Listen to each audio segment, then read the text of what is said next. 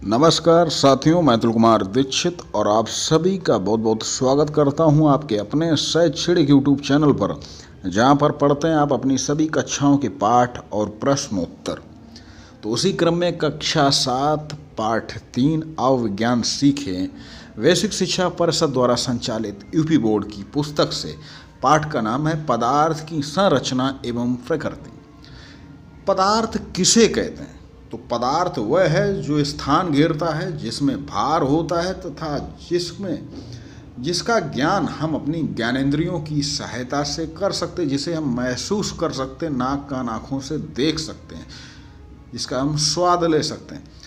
अगला प्रश्न, पदार्थ की कितनी अवस्थाएं होती हैं? तो पदार्थ की 3 अवस्थाएं होती हैं, ठोस, द्रव, गैस, मैटर ऑफ। यानी कि पदार्थ की 3 अवस्थाएं। ठोस यानी कि वे पदार्थ जिनके आकार व आयतन निश्चित होते हैं, ठोस कहलाते हैं। जी हाँ, जैसे कि एक मेज कमरे के अंदर हम बंद करके जाएं तो सुबह हमें वैसी ही मिलेगी, ना कि छोटी ना बड़ी, यानी कि वो ठोस है। द्रव वे पदार्थ जिनका आकार निश्चित नहीं होता है लेकिन आयतन निश्चित होता है, यानी कि जिस बर्तन में हम उनको रखेंगे वो वैसा ही रूप धारण कर लेंगे, तो द्रव कहलाते हैं। तीसरा, गैस वे पदार्थ जिनका आकार व आयतन दोनों निश्चित नहीं होते हैं, गैस कहलाते हैं। जैसे कि वायु, oxygen gas, hydrogen gas, nitrogen, carbon dioxide. प्रश्न 3, तत्व किसे कहते हैं? एलिमेंट पदार्थ का वह मूल रूप जिसे किसी भी क्रिया द्वारा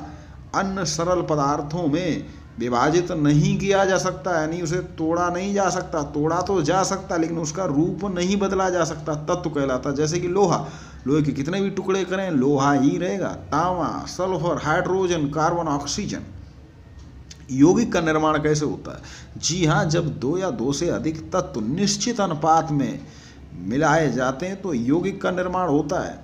जी हाँ, जल, नमक, चीनी, यानी कि निश्चित अनुपात में और निश्चित एक तापमान होता है, निश्चित कुछ उसकी परिस्थितियां होती हैं, उनको अगर हम मिलाएं तो यौगिक का निर्माण होता है। जैसे कि जल जिसके अंदर हाइड्रोजन और ऑक्सीजन तत्व है, नमक जिसके अंदर सोडियम एवं क्लोराइड तत्व है, चीनी जिसके अंदर कार्बन भी है, हाइड्रोजन भी, ऑक्सीजन, यानी कि जल में हाइड्रोजन ऑक्सीजन और जब कार्बन भी मिल जाए और निश्चित अनुपात में मिले तो मीठी मीठी चीनी बनती है। वाह।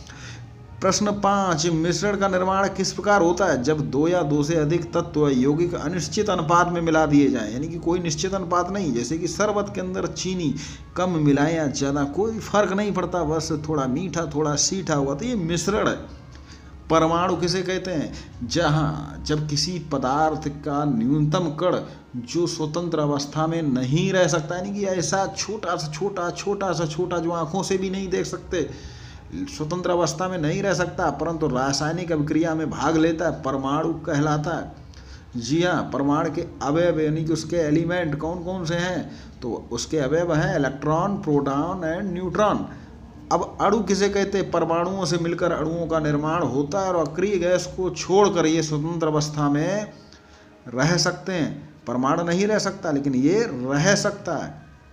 अगला प्रश्न, परमाणु के एलिमेंट अभी बात हुई थी। अगला प्रश्न, क्या कारण है कि द्रव पदार्थों की आकृति निश्चित नहीं होती है? जी हाँ, द्रव पदार्थों के अणु बहुत दूर दूर होते हैं और उन्हें अपनी ओर आकर्षण भी नहीं कर पाते, यानी कि ठोस की तुलना में उनका आकर्षण बल कम होता है। इसी कारण द्रव पदार्थों की आकृति निश्चित नहीं होती है। पदार्थों के वर्गीकरण से क्या तात्पर्य है?